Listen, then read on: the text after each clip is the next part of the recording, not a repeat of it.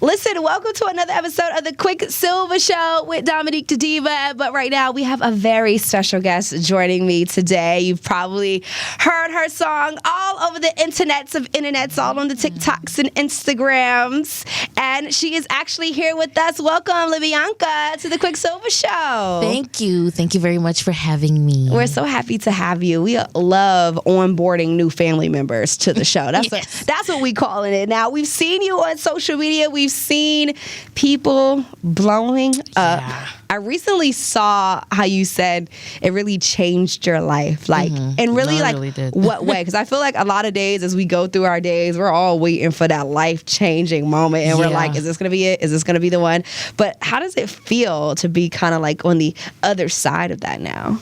It's like every day is Christmas Day. Oh, yeah. Does that make sense? Yeah, like that happiness that you feel, just getting this, like you wake up like, ooh, I'm going to go downstairs and look under the tree, see what presents I got. Yeah. That's how it feels every morning when I wake up. And my life literally did a whole 360. Yeah. Like, I'm not even joking. Did you know it was going to be that song when you did it? Absolutely not. No. I did not. Hear that a lot when I talk to artists. I did not. Like, did you know this was a banger? And they're like, I don't know. I didn't know.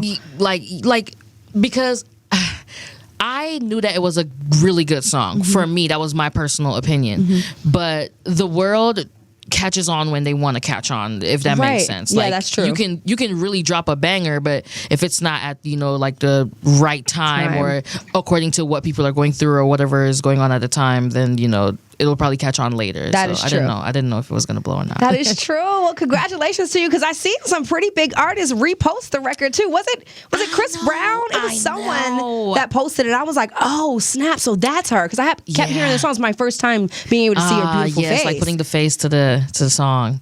How does it feel? Does your group chat blow up for it? The group chats definitely blow up. My team and I, we have a group chat, and we've had it for like a few years now. So like we talk business, we can do like silly stuff and whatnot. But after people, it was like my name is in that chat every day. And I'm looking at it, and like I wouldn't even find out about some stuff until I go into the chat, and they're like, oh yeah, Gabrielle Union, mention. I'm like, what? Yes. Just shocked. It's all happening. It's all happening just as you imagine. So take me back to little Libianca and what she was doing growing up in preparation for the stardom.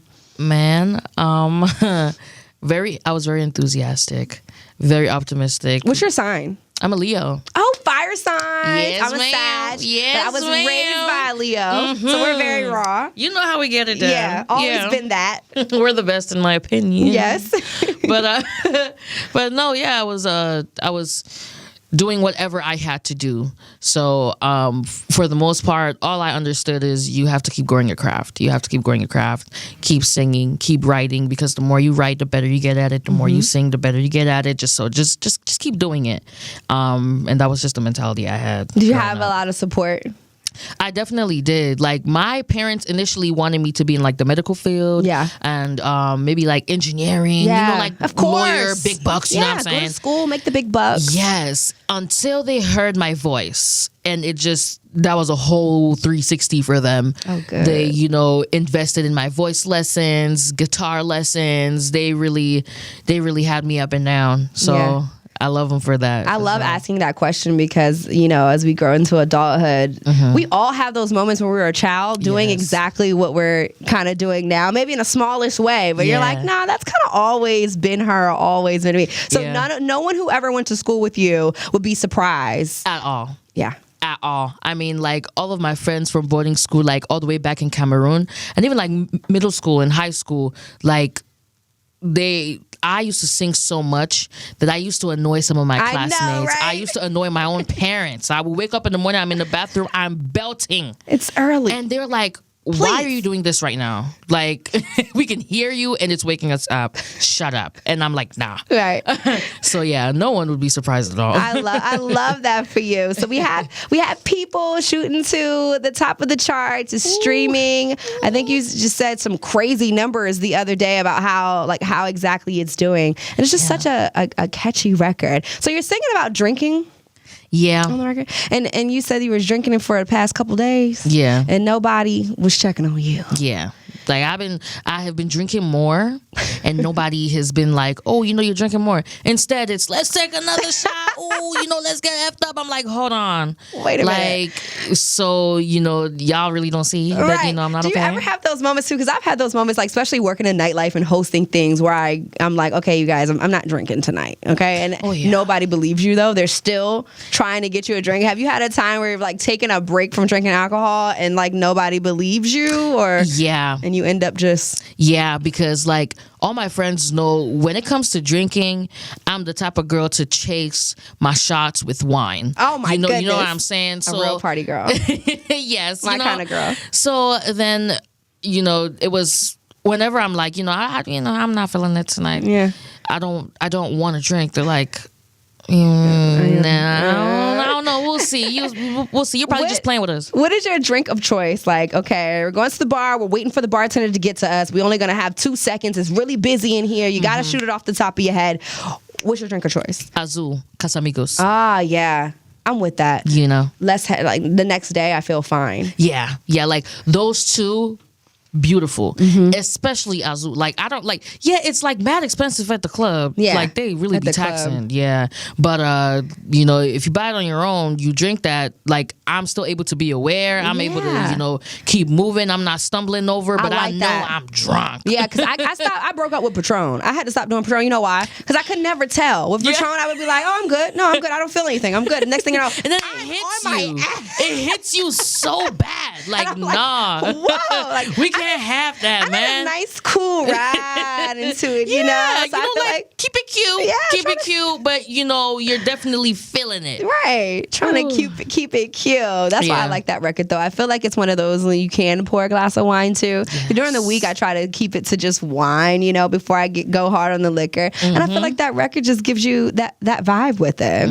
Now, have you ever had a situation where you're just like kind of like addicted to something, and you had to be like, okay, let me pull back. It could be like a certain food or a certain dessert or a certain drink or a certain app or a certain show that you've had to like say, you know what, Libianca. Man, the thing with me and addictions is I don't, unless it could be harmful, I don't let it go. Yeah. I am addicted to like watching like my favorite shows over and over again. Okay. Right now, Phineas and Ferb. I don't know why. I am it's just the nostalgia that it brings to you. Yeah. Exactly. I've heard that people that like to do that, they just like the comfort of already knowing what's happening. Yes. That's really it. Yeah. My addiction is like if I like a show and I watch one episode, I have to watch every single episode that ever came out ever as fast as possible. So I'm like binge watching. I'm not going to bed. Like I literally like my body has to physically shut down for me to close my eyes. I'm holding on to the remote like one more episode. Yes, I'm still watching. I'm holding on for dear life. Here. I'm glad we have that in common. I'm not the only one. So now that we have people, what is next? I know you was teasing a new record on your socials the other day. Yeah. Tell me about it. So the name of the song is Ja.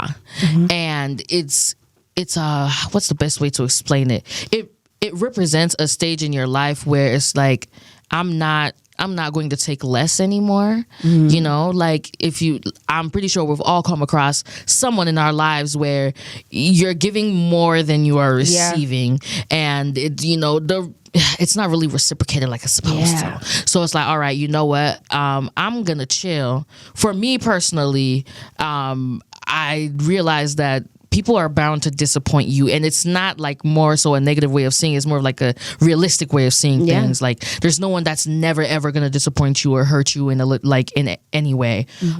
So I put all my trust in God. God. So I put my trust in him. I love you, but I'm gonna have to keep you at a little bit of a distance so you figure your stuff out. Oh yes. And we can reconvene when you're ready to act like you got some sense. Okay. That's basically I love it. that message. To be honest, because a lot of times we forget, I know a lot of times people like they want love, they want a relationship, but you have to be real with yourself that relationship, there's gonna be times where your partner does disappoint you. And I think sometimes maybe it could be social media rhetoric where we act like, oh, if that person ain't perfect, if he doesn't already know that you like your eggs with cheese in them, you should leave him. And it's like, relax. We're human beings. Yeah. We're all human beings, and we're just like, just give people the benefit of the doubt sometimes. It doesn't hurt. Like you can still love someone, but from a little bit of a distance. Yeah. Distance doesn't mean, I'm not talking to you or none of that. I'm still Still going to talk to you and stuff like that. But there's certain parts of me where, you know, I have to keep protected because right now you're not at a position in your life where you can take care of that part of me in the way. Yeah. I got the best dating advice I ever got once was from a guy, and he was a grown man, and he was just like, just kind of give what you're getting. You know, if a man's doing that, then it's okay to do that. If he's not doing that, then that's not really okay. And I really love that advice because if a man wants to swoop you and have you, they'll swoop you and have you. Oh my goodness. And they won't let up. No, they won't. The persistence will be very strong. Like, I think it's very clear. It's very clear when someone is really invested in you and they're like, yo, like, I really want to make this work. You know, let's see how it goes. Or even in friendships, like, you can tell when your friends like really care about you, even if, like, you know, they don't show affection in certain ways. You can see other ways in which they show it. They show up for you. Yes. They show up in the most important times. I love that message. So we can't wait to hear Ja. Yes, ma'am. And so much more music, I'm sure, coming your way. What's some artists that you listen to growing up that kind of inspires you? I listened to Peace Square. I listened to Tekno. Those are Nigerian artists, by the way. I listened to Charlotte Panda, that's a Cameroonian artist. I listened to Beyonce, Shakira. It's like they kept popping on our screen. They do, so you know what I did? I sat there, tried to do the moves to Beyonce, Shakira. I was right there. I'm like, okay, what? You know what I'm saying? Chris Brown. There was also Justin Bieber. Like, I used wow. Come to think of it.